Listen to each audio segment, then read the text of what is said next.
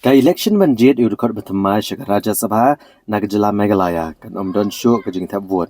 Namar unong elam keseng NPP bu kertong ke kanhun sensyar MDA u James PK Sangma ulah Thikna man Jied Laitluid kam dadun bayakun pyrshah u shah ka Rajya Sabha. Kani ke jing mamdan wei pat u kertong ke pen pyrshah ke bor ke jing bun beriu ke kanhun MDA ha kedor bartawan ke jela.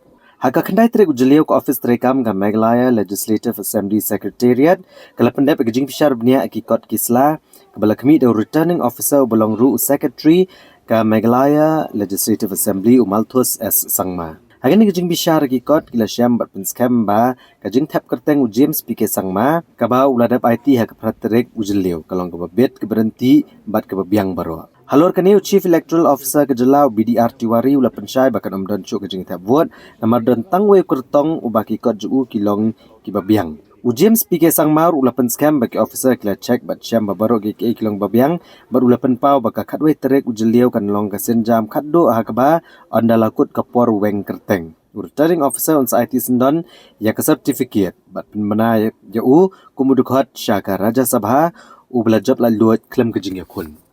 For Rajya Sabha biennial, the scrutiny date is 9th of June, which held today, and there is only one nomination that found valid.